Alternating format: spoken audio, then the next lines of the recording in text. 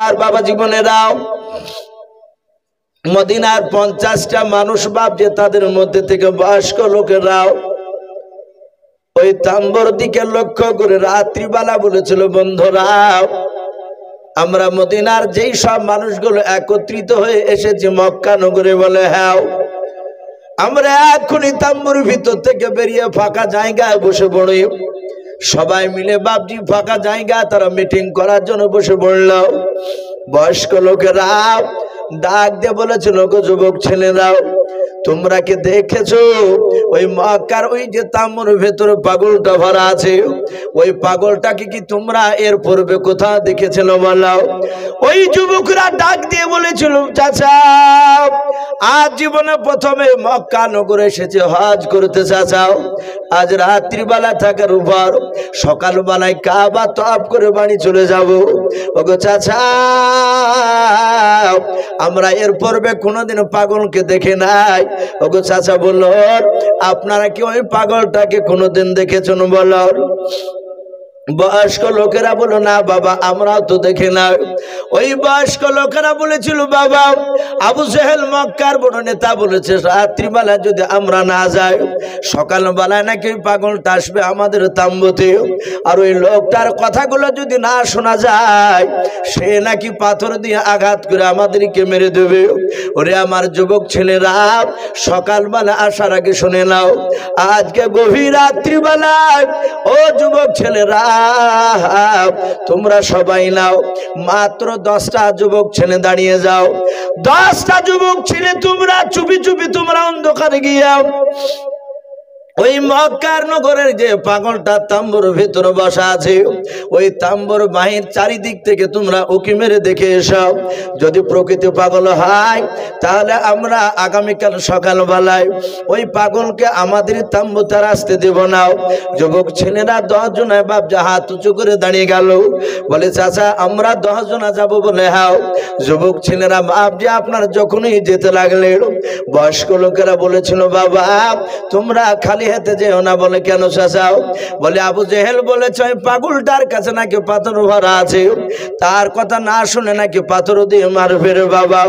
এই যুবকেরাও 10 জনায় তোমরা দুটো দুটো করে পাথর হাতে নিয়ে নাও, 10 জনায় 20টা পাথর নিয়ে নাও, আর চুপে চুপে তোমরা যাওয়ার পর ওই পাগলটা যদি তোমাদের পায়ের শব্দ যদি টের পেয়ে যায় জানতে যদি পারে আর ওই পাথর দিয়ে যদি তোমাদেরকে মারে রে বাবা, তোমরা পাথর দিয়ে মারতে মারতে পাগলটাকে শুধু মক্কা ছাড়া নাই গোটা পৃথিবী থেকে তাকে বিদায় করে দেওয়া। ওই যুবক ছেলের বাপ যে মোটা মোটা তারা 10 জনায় দুটো দুটো করে বাপ যে তারা 2 হাতে পাথর নিয়ে বাপ যে চলে গেল। আল্লাহর নবী জনাবে মুহাম্মদ রাসূলুল্লাহ সাল্লাল্লাহু তাআলা আলাইহি ওয়াসাল্লাম দরদি নবী আমার তাম্বুর ভিতরে বাপ যে বসে বসে কাঁদেন আর বলেন, আল্লাহ মনে হয় তোমার দিনকার বেশি দিন টিকে রাখতে পারবো না। আল্লাহ রাসূল বাপজি কোরআন তেলাওয়াত করে গভীর রাত্রিবেলায় আল্লাহর দিকে বাপজি হাত তুলে তুলে কান্না করেছিলেন। ওগো আল্লাহ তুমি আমাকে ধৈর্য ধরা তুমি তৌফিক করে দাও, বেশি বেশি করে যেন তোমার বান্দাদের কাছে যেন কলমার দা দিতে পারে সেই শক্তি আমাকে দাও। আল্লাহর নবী কাঁদছিলেন আর মদিনার বাপ যে 10টা যুবক ছিল আল্লাহ রসুলের তাম্বুর কাছাকাছি চলে গিয়েছে রে বাবা। যাওয়ার পর বিশ্ব নবীজির বাপজি চেহারার দিকে একটিবার যখন বাবা নজর পড়ল ওদের, ওরা সবাই বিশ্ব নবীর চেহারা দেখে বাপ যে তারা আশ্চর্য হয়ে তারা আপন আপন তারা 10 জনের মধ্যে বাবা আস্তে আস্তে করে বলছেন, ভাই এই মানুষটা পৃথিবীর মধ্যে কোনো পাগল হতে পারে না, বলুন সুবহানাল্লাহ। ওরা বলছে, ভাই এ তো পাগল নয়, এই দেখ এত সুন্দর মানুষ আমরা জীবনের পূর্বে কোথাও দেখি নাই, বলুন সুবহানাল্লাহ। আল্লাহ রাসূল সাল্লাল্লাহু তাআলা আলাইহি ওয়াসাল্লামের অর্ধাঙ্গিনী বিবি মা আয়েশা সিদ্দিকা রাদিয়াল্লাহু তাআলা আনহা তিনি বলেন, আমার স্বামীর এত চেহারা ছিল, এত চেহারা ছিল, হযরতে ইউসুফ নবী আলাইহিস সালামের জীবনীতে পাওয়া যায়। ইউসুফ নবী আলাইহিস সালামের চেহারা দেখে মিশরের সেই সমাকার নারীরাও তারা ইউসুফের চেহারার দিকে চেয়ে আর ওরা আপন আপন ফল কাটছিল। ফল কাটতে কাটতে তারা আঙুল কেটে ফেলেছিল, তাও বাপজি তারা ব্যথা বুঝতে পারেনি। মায়েশা সিদ্দিকা রাদিয়াল্লাহু তাআলা আনহা তিনি বলেন যে ইউসুফ নবী আলাইহিস সালামের জায়গায় ইউসুফ নবী না হয়ে আমার পয়গম্বর মুহাম্মদ সাল্লাল্লাহু আলাইহি ওয়াসাল্লাম রাসূল যদি থাকতেন, তো ওই মিশরের নারীরাও তারা আঙুল নয়, তারা নিজের কলিজা কেটে ফেললো, টের পেত না। জোরে বলুন সুবহানাল্লাহ। এত সুন্দর হযরত আবু বকর সিদ্দিক রাদিয়াল্লাহু তাআলা আনহু তিনি মাঝে মাঝে বলতে, আমি রাসূলের চেহারার দিকে তাকাতাম আর আমি পূর্ণিমার চাঁদের দিকে দেখতাম। আবু বকর বলছেন চাঁদে দাগ আছে তো রাসূলুল্লাহর চেহারাতে দাগ দেখতে পাওয়া যেত না। বলুন সুবহানাল্লাহ। এত সুন্দর চেহারা। আমার বিশ্বনবীর চোখের ভুরুগুলো এত সুন্দর ছিল, চুলগুলো এত মানান ছিল। আমার বিশ্বনবী রহমতের নবীর শরীরের গঠন দেখলে মানুষ মুগ্ধ হয়ে যেত। আর সেই রসুলের বাপজি চেহারার দিকে চেয়ে ওই মদিনার যুবকেরা বাপজি তারা বলাবলি করতে শুরু করেছে, ভাই লোকটা পাগল হতে পারে না। আবার বলছে ভাই ওই আবু জেহেল বললো সে নাকি মানুষকে ধরে মারে তার কথা না শুনলে, কিন্তু ওর চেহারার দিকে দেখ, ওর চেহারার দিকে চেয়ে মনে হচ্ছে ওর দ্বারাতে কোনো মানুষকে মারা সম্ভব হতে পারে না। বলুন সুবহানাল্লাহ। বহু মানুষ আমরাও দেখতে পাই ভাই, কিছু মানুষ আছে বাপজি তার চেহারার দিকে তাকিয়ে কথা বলতে ভয় পায়। অনেকে আছে বলে চাচা অমুক লোকটা নেই, বলে যাও সামনে চায়ের দোকানে। ছেলেটা গিয়ে আবার ঘুরে আসছে, বলে কি ব্যাপার বাবা ঘুরে আসলে কেন? বলে চাচা সাহস করে কথা বলতে পারলাম না, ভয় বলতে পারেনি।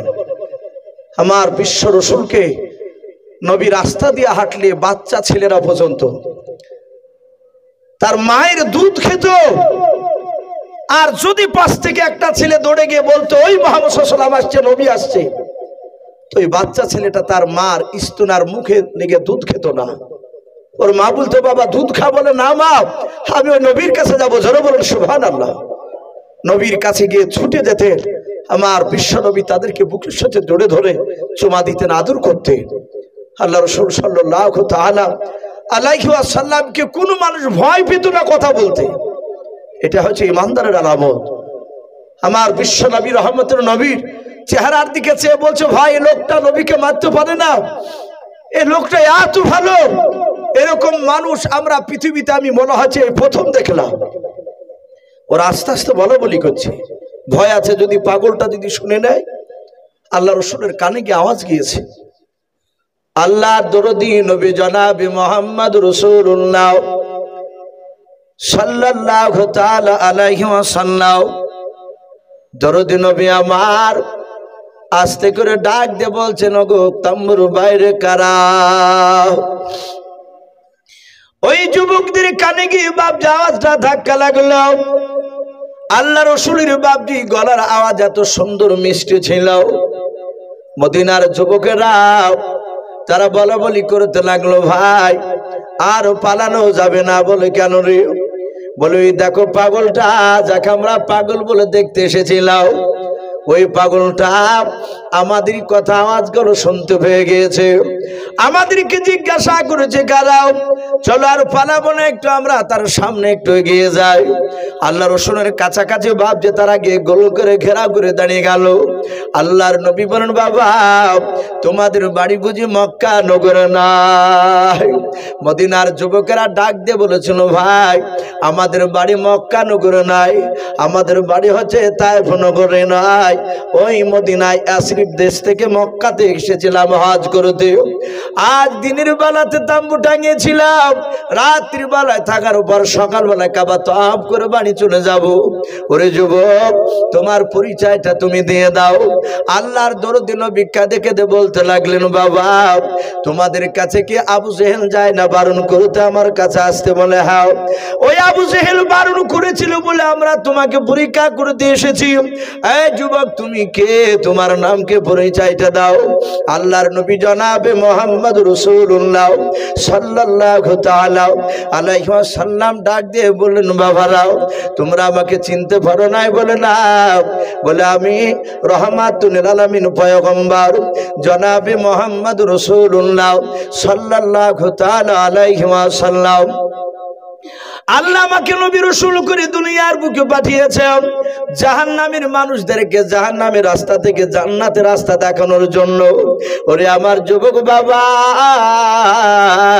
আমি সন্ধ্যাবেলায় তাম্বু টাঙিয়েছিলাম, সারা রাত থাকার পর সকালবেলা আমি তোমাদের কাছে কলমার দাঁত দেব বলে এখানে এসেছিলাম।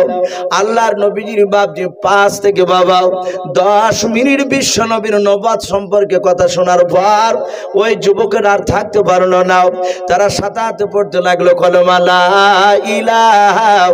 ভাই লজ্জা না, একটু মহব্বত পড়ে নি। লা ইলাহা ইল্লাল্লাহ, লা ইলাহা লা ইলাহা ইল্লাল্লাহু মুহাম্মাদুর রাসূলুল্লাহ সাল্লাল্লাহু তাআলা আলাইহি ওয়াসাল্লাম। এরা 10 জনের সাথে হাতে নবীর উপর কলমা পড়ে নিল। বাড়ি মক্কাতে নয়, বাড়ি তার ইয়াসরিব অর্থাৎ মদিনায়। এরা রসুলের কাছ থেকে আর যায় না। মদিনার আর যে বাপজি 40 জনা বসেছিল, তারা ভাবছে পাগলটা কি মেরে ফেললো নাকি? এ কয়েক ঘন্টা হতে চলে আসে না কেন? এরাও বাপজি বয়স্ক লোকেরা যাওয়ার পর দেখছে তারা থমের মতো দাঁড়িয়ে আছে রসুলের চেহারার দিকে চেয়ে। এরা পেছন থেকে বলছে, এই যুবকেরা, এই কতক্ষণ লাগে এখানে দাঁড়িয়ে আছিস কেন? ওদের দিকে কান করছে না। ওরা হাত দিয়ে ঠেলা মেরে যাহাতে রসুল্লাহর বাপজি চেহারার দিকে ওদেরও নজর পড়েছে। মনে হচ্ছে লোহাকে যেমন চুম্বকে ধরে নেয়, নবীর চেহারার দিকে চেয়ে কেউ কাউকে কথা বলে না। তারা এক পা দুবখরে এগিয়ে গিয়ে রসুলের বায়ান শুনছিল। তারা সাথে হাতে বাপজি ওরাও 40 জনায় কলেমা পড়ে মুসলমান হয়ে গিয়েছিল। বলুন আলহামদুলিল্লাহ। আবু জেহেল চেয়েছিল একটা মানুষের যেন রসুলের কথা না শুনে, নবীর দলে যেন না যায়। চেষ্টা করতে গেলে একটা লোকও যেন না শুনে, আর সেখানে সবাই বাপজি কলেমা পড়ে মুসলমান হলো। বলুন আলহামদুলিল্লাহ। এই সব লোকেরা মক্কা থেকে হজ করে যাওয়ার পরে তারা রাসূলুল্লাহর গুণগান তাদের উদ্দেশ্যে বাপজি আলোচনা করত। তখন আল্লাহ রসুল যায়নি। তা আমি বলছিলাম সেই ইয়াসরিব নয়, ইহুদির বড় পণ্ডিত সে আলেমটার কথা বলছিলাম। তার ভাতিজাকে বলল যে বাবা, তুমি শাম দেশে ব্যবসা করতে গিয়ে যদি কোনো মানুষ যদি তুমি দেখতে পাও মক্কার মুহাম্মদ সাল্লাল্লাহু আলাইহি ওয়াসাল্লামের কথা আলোচনা করছে, তিনি নবুয়তের দাবি শুরু করেছে, ওগো ভাতিজা তুমি তাড়াতাড়ি এসে আমাকে একটু শোনাবা। বলে চাচা আমি শুনতে পেলে এসে বলবো। সাথে হাতে ভাতিজা বাপজি চলে গিয়েছে। আল্লাহ রসুল সাল্লাল্লাহু তাআলা আলাইহি ওয়াসাল্লাম সঙ্গে সঙ্গে বাপজি আপনার বলা হয়েছে আমার দরুদি নবী রহমতের নবী কলেমার কথা বাপজি শাম দেশের লোকে বলা বলি করছে যে মক্কা নগরে একটা সুন্দর মানুষ নবুয়তের দাবি শুরু করেছে। ওই ইহুদির আলেমটা বাপজি শুনতে পেয়েছে। তার ভাতিজা এসে বলল, চাচা যার কথা বলছেন সে লোকটা কলমার দাওয়াত শুরু করেছে। বলে তাই? বলে হ্যাঁ। সাথে হাতে ইহুদির আলেমটা 5টা টাকা পকেটে ভরে নিয়ে সুজা বাপজি আপনার মক্কা নগরে চলে আসলো। এসে জিজ্ঞাসা করছে যে মুহাম্মদ সাল্লাল্লাহু আলাইহি ওয়াসাল্লামের বাড়ি কোথায়? কিছু লোকে বলল সামনে যাও দেখতে পাবা। আল্লাহ রসুলকে দেখছেন, কয়েকটা মুসলিমে ঈমান এনেছিল। আল্লাহ রসুলের কথাগুলো শুনছিল। ইহুদির আলেমটা সুজা গিয়ে মুহাম্মদ সাল্লাল্লাহু আলাইহি ওয়াসাল্লামের কাছে গিয়ে বলছেন, এই ভাই, এই তোমার নাম কি মুহাম্মদ সাল্লাল্লাহু আলাইহি ওয়াসাল্লাম? আল্লাহ রসুল বললেন, ভাই আমার নাম মুহাম্মদ সাল্লাল্লাহু আলাইহি ওয়াসাল্লাম। ডাক দিয়ে বলল, তুমি কি নবী প্লাস রসুল? আল্লাহ রসুল বললেন, হ্যাঁ আমি নবী প্লাস রসুল। ইহুদির আলেমটা চিন্তা করছে এই লোকটা যে সত্য নবী তা আমি জানবো কি করে? অনেক ভণ্ডা লোক তো দাবি করতে পারে। আমি একে বিনা পরীক্ষায় যদি একে নবী বলে মানিনি, আর আদৌ যদি নবী না হয়, তাহলে কিয়ামতের ময়দানে আমাকে জাহান্নামে যাওয়া লাগবে। আবার চিন্তা করছে আমি পরীক্ষা নিতে গেলে যদি আমি মারা যাই, ঈমান না আনতে পারলে আল্লাহ বলবে এই আমার নবীকে পাওয়ার পর কেন পরীক্ষা নিয়েছিলি, এটাও জাহান্নামের রাস্তা। ইহুদের আলেমটা বলছেন আল্লাহ তুমি আমাকে দিন 15 বাঁচিয়ে রাখো, আমি কি পরীক্ষা না নিয়ে ঈমান আনবো না, পরীক্ষা নিবই। ইহুদির আলেমটা বাপজি রাসূলুল্লাহর কাছে 5টা টাকা হাতে দিয়ে বলছে, আল্লাহ রাসূল হাত বেড়ে টাকাটা ধরলে, বলে ভাই টাকা কি করব? ডাক দিয়ে বলল আপনি যে মুহাম্মদ সাল্লাল্লাহু আলাইহি ওয়াসাল্লাম রাসূল? বলে হ্যাঁ। এই মুহাম্মদ সাল্লাল্লাহু আলাইহি ওয়াসাল্লাম, এই লাউদা করে বলছে প্রথমে তো রাসূলকে চিনে না।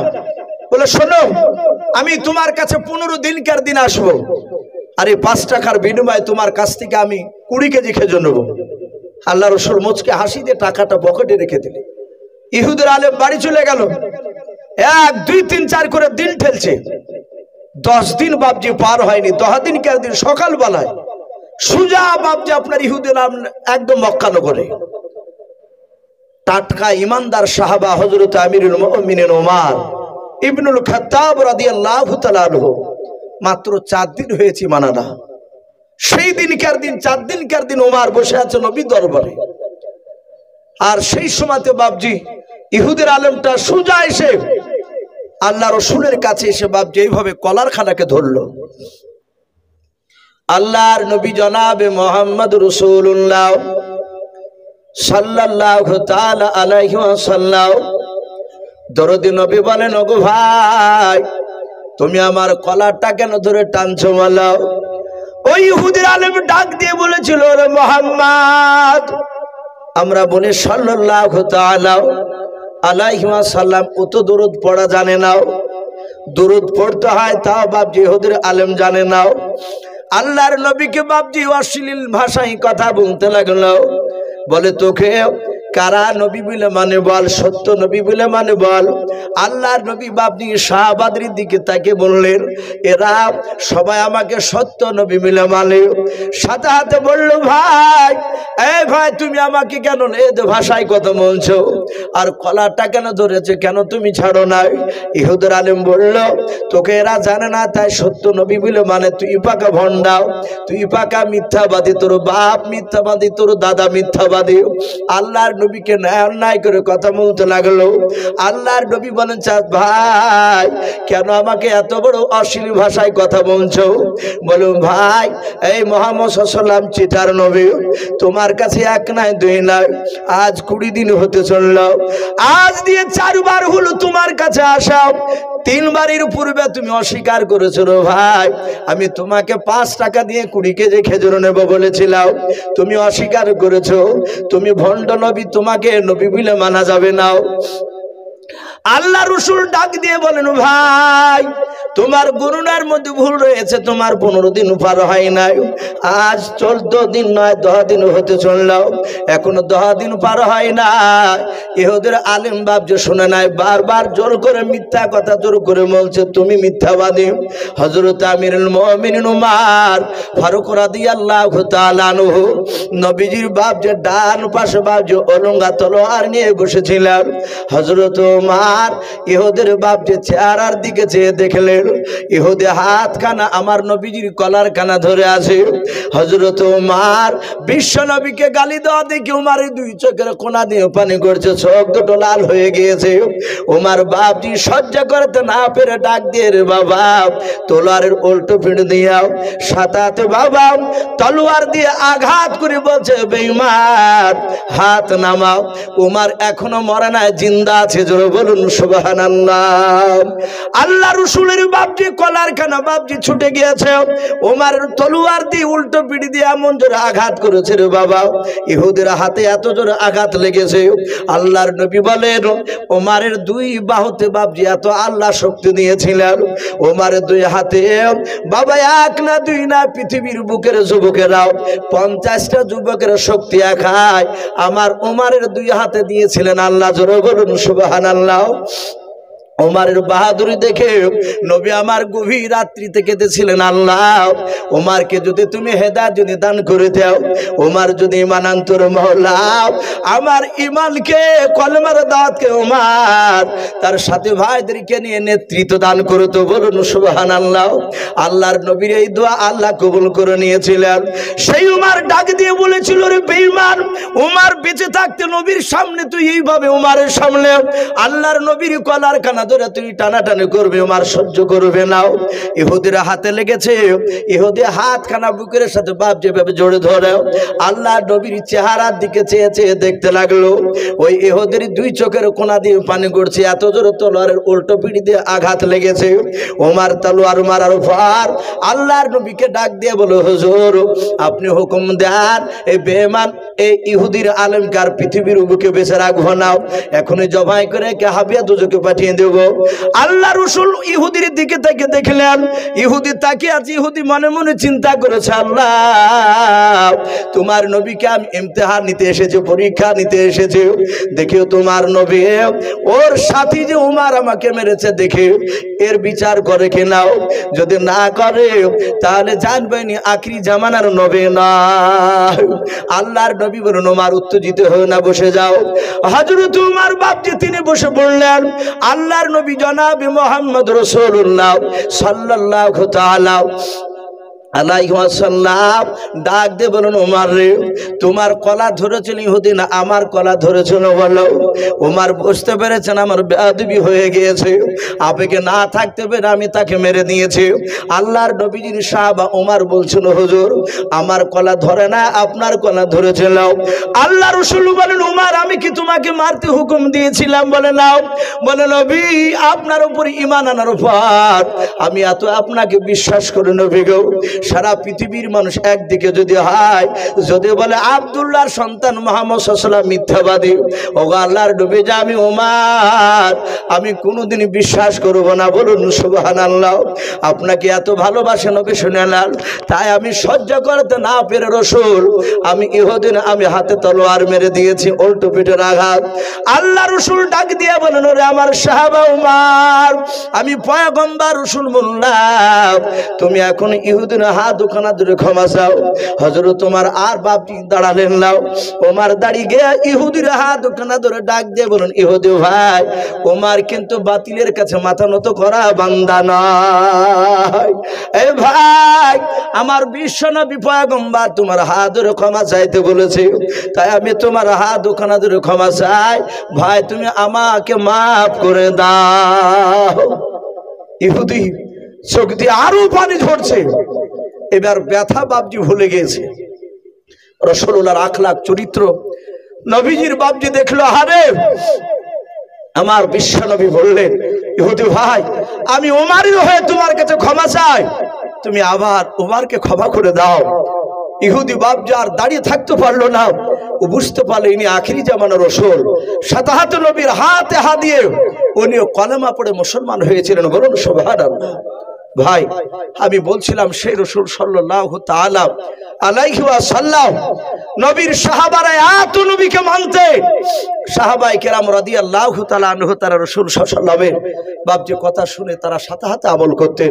ভাই রাত্রি প্রায় 7টা বাজতে চললো, আমাকে বাপজি কাগজ দিয়ে একটু ইশারা করেছেন, আর প্রথমে বলেছিলেন কমিটি ভাই যে ভাই মসজিদ আমাদের আলহামদুলিল্লাহ অনেক বড় হয়ে গিয়েছে, আপনি একটু শেষের বেলাতে একটু মানুষের কাছে চাইবেন, ইনশাআল্লাহ দেবেন। তাই এখানে অনেক বাপজি ভাই রয়েছেন, কার আব্বা কার মা কার দাদা কার দাদি কার নানা নানি, অনেকের বাপজি আমাদের চলে গেছে, সে অন্ধকার কবরে বাপজি শুয়ে আছে, অন্ধকার কবর থেকে বাপজি চেয়ে আছে, হয়তো একটু আবার জন্য কেউ দোয়া করবে। তাই বাপজি এখানে অনেক আল্লাহওয়ালা বান্দা রয়েছে, অনেক বাপজি ভাই রয়েছে, আমি আপনাদের কাছে ভাই একটু দেখতে চাই। আমি দেখলাম মসজিদে বাপজি কাজ ফিট করা আছে, আমি দেখলাম মসজিদে কাজ ফিট করা আছে। তার মানে আমাকে বললেন ইমাম সাহেব যে হুজুর আমাদের মসজিদে এসিরও দরকার, যদি কোনো আল্লাহর বান্দা এখানে থাকেন যে মসজিদে একটা এসি দিবেন ইনশাআল্লাহ। বাপজি একটু হাত উঁচু করে বলতে পারে। আর যেসব বাপজি ভাইরা মা বোনেরা পর্দার আড়াল থেকে শুনছেন, বাপজি ভাইরা সামনে বসে আছে, আমি একবার নারে তাকবীর দিব, বেশি নয়, আপনার 10,000 করে টাকা বেশি নয় 10,000 করে টাকা বাপজি 10 জনাকে আমি একটু দেখতে চাই কোন আল্লাহর বান্দা রয়েছে এই মসজিদকে বাপজি তৈরি করার জন্য ইনশাআল্লাহ দেবেন। আল্লাহ রাসূল বলেছেন মাম বানালিল্লাহি মাসজিদান বানাল্লাহু লাহু বাইতান ফিল জান্নাহ। নবী বলেছেন যারা মসজিদে টাকা দান করলো তাদের জন্য আল্লাহ জান্নাতে একটা ঘর বানাবেন। জোরে বলুন সুবহানাল্লাহ। বলেন আরে তাকবীর। ভাই একটু আল্লাহু আকবারটা জোরে বলবো। নবী বলেছেন আল্লাহর কাছে আল্লাহু আকবার যখন কোনো বান্দা বলে আল্লাহ এত খুশি হয়, এত খুশি হয়ে যায় তার জীবনের সব গুনাহকে মাফ করে দিয়ে আসমান জমিনের ফাঁকা জায়গায় আল্লাহ নেকিতে ভরপুর করে দেয়। বলুন সুবহানাল্লাহ। বলেন আরে তাকবীর। ভাই এই দেখেন একজন ভাই আমার 1000 টাকা দিয়েছেন বেলামিতে, আর একজন ভাই আমার 500 টাকা দান করেছেন। আল্লাহ তার দানকে কবুল করুন। বলুন আল্লাহুম্মা আমিন। বলেন আরে তাকবীর। আল্লাহ তাদের দানগুলোকে কবুল করুন। ভাই 10,000 টাকা ভাই আমি 10 জনাকে দেখতে চেয়েছি। ভাই একটা মানুষ একটু হাত উঁচু করি। 10,000 টাকার কোন আল্লাহর বান্দা নাই? ভাই একটু তাড়াতাড়ি আসো ভাই। এই মসজিদের কমিটি, এই গ্রামের অনেক বাপজি ভাই রয়েছেন, ভাই থেকে এসেছেন আল্লাহর ঘরকে তৈরি করার জন্য। ভাই একটু আসি। কার মা কার বাপ অন্ধকার কবরে শুয়ে আছে সেই দিকে লক্ষ্য করে তাদের নাম করে একটু আমরা দানের হাতটা একটু বাড়িয়ে দিই। ভাই 10,000 টাকা, বেশি নয়। একটু আসো ভাই। আমি প্রথমে ওঠার সময় এই কাগজটা দেখান তো ভাই, ভাই একটু আসি ভাই। বেশি নয় আপনাদের কাছে, বেশি নয়, 10,000 টাকা চেয়েছি। এ দেখেন সাকিব শেখ, উনি 1000 টাকার দাতা। বলুন মারহাবা। তারপর আশিবন বেওয়া 500 টাকা। আল্লাহ তাদের দুজনের দানকে আল্লাহ কবুল করুন। বলুন আল্লাহুম্মা আমিন। বলেন আরে তাকবীর। ভাই একটা মানুষকে হবে না ভাই 10,000 টাকা? জি একটু তাড়াতাড়ি আসে, এখানে আসেন না ভাই টাকাটা একটু ধরার জন্য। এ দেখেন ভাই একটা ছোট্ট ছেলে 600 টাকা দান করেছেন। বলেন আরে তাকবীর। বেনামিতে দেখো বান্দা কোথায় যে ছিল আল্লাহ নাম শুনে দেখো 600 টাকা দিলাম। 600 টাকা বলে মলে কোনিও না হেলাম নেকির খাতাই মলে লিখিও গো মেলা। বলেন আরে তাকবীর। এই শামসুল হক নামে দেখো বান্দা কোথায় যে ছিল আল্লাহ নাম শুনে দেখো 3000 টাকা দিলাম। যার সাথে যে নিয়াতে করিয়াছে দান, দানকে কবুল করে তুমি সুবহান। অগবাড়ি দোয়া করি অগো পাকবাড়ি মিজানেতে নেকির বানা করে নিও ভাই আল্লাহুম্মা আমিন। বেনামিতে দেখো বান্দি কোথায় যে ছিল আল্লাহ নাম শুনে দেখো 500 টাকা দিলাম। 500 টাকা বলে মলা করিও না হেলাও নেকির খাতাই মলা লিখিও গো মেলাও। যার সাথে যে নিয়াতে করিয়াছে দান, দানকে কবুল করো তুমি সুবহান। অগবাড়ি দোয়া করি অগো পাক রব্বানা জান্নাতে খিলায়ও তুমি আঙ্গুর বেদানা আল্লাহুম্মা আমিন। ভাই উঠবো না ভাই, আমার পরে খুব খুব দামি দামি বক্তা রয়েছে ইনশাআল্লাহ, ওনারা মূল্যবান কথা আপনাদের সামনে তুলে ধরবেন। ভাই 10,000 টাকা ভাই চেয়েছি। একটা মানুষও বাপজি হাত উঁচু করে বলতে পারলেন না? জি 10,000 টাকা যদি বেশি হয়ে যায় 5,000 করে বলি ইনশাআল্লাহ। আর যদি এখানে কোনো আল্লাহর বান্দা থাকেন ভাই মসজিদে এসি দান করবে ইনশাআল্লাহ। অনেক মসজিদে শুনলাম যে সমাজ থেকে বাপজি টাকা তুলে এসে কিনে না, দেখা যায় একটা দুটো লোক বাপজি দান করে। এ টিকটিক ভাড়া আর কোনো বাপজি কোনো ভাই নাই যে মসজিদে একটা এসি দিবেন ইনশাআল্লাহ। দুটো এসি লাগবে। আমরা দুটো মানুষ যদি হাত উঁচু করে বলি ইনশাআল্লাহ এসি হয়ে যাবে। ভাই 10,000 না পালে 5,000 করে ভাই একটু নাম লেখায়। এ আপনাদের মসজিদে গ্রামের লোক যদি বাপজি না দেন তাহলে মসজিদ তো বাপজি আপনার এসব বসাতে পারা যাবে না। গ্রামের লোককে বাপজি আগে দেওয়া লাগবে, তারপরে বাপজি ভাইরা যারা বাহির থেকে আসেন তারা ইনশাআল্লাহ দিবে। ভাই 5,000 করে হবে না ভাই? দুটো মানুষ জি কাছে না থাকলে বলবেন যে আমি 2 মাসে দিব ইনশাআল্লাহ, না 3 মাসে দিবেন। হ্যাঁ ইনশাআল্লাহ গরমের সময় দিবেন, রমজান পরে। ভাইজান বলেন যে রমজানের পরে। ভাই একটু ওয়াদা করে ইনশাআল্লাহ। এখানে কোনো মুজাহিদ বান্দা ভাই নাই? জি দুনিয়ার সবকিছু পড়ে থাকবে ভাই। মৌতের গাড়ি চলে আসলে, আল্লাহর আজরাইল ফেরেশতা চলে আসলে সব বাপজি ফেলে দিয়ে খালি হাতে যেতে হবে। খালি হাতে যেমন দুনিয়া থেকে বাপজি দুনিয়াতে এসেছিলাম, যাবার সময়ও খালি হাতে যেতে লাগবে। তাই ভাই আসি, কোন আল্লাহর বান্দা 5,000 করে টাকা ভাই একটু ঝটঝট করে আসু ভাই। একজন ব্যক্তি 3,000 টাকা দিয়েছেন, তারপর 1,000 1,000 করে কয়েকজন দিয়েছেন ভাই। 500 টাকা করে কয়েকজন দিয়েছে। আল্লাহর বান্দা এখানে যদি থাকেন একটু তাড়াতাড়ি আসি, আমি আপনাদেরকে বেশিক্ষণ বিরক্ত করব না, কারণ আমার পরই বক্তা আসবে। আমাকে মিনিট 15 একটু বলেছিলেন ইসু ভাই, মিনিট পুরো শেষের বেলায় একটু দেখবেন ইনশাআল্লাহ মানুষরা দিবে। ভাই কেউ হবে না ভাই? 5,000 টাকা দাতা কেউ একজনা? জি, কোন মসজিদের ক্যাশিয়ার, সেক্রেটারি, এই জালসার কমিটি কোন বাবজি ভাই? বেশি নাই, একটা মানুষ হাত উঁচু করে বলি 5,000 টাকার দাতা আল্লাহর ঘরকে তৈরি করার জন্য। ভাই আসি। সুবহানাল্লাহ বলুন, আরে তাকবীর। এই বেনামিতে দেখো বান্দা কোথায় যে ছিল, আল্লাহ নাম শুনে দেখো 1000 টাকা দিল, যে আশাতে যে নিয়াতে করিয়াছে দান, দানকে কবুল করো তুমি সুবহান।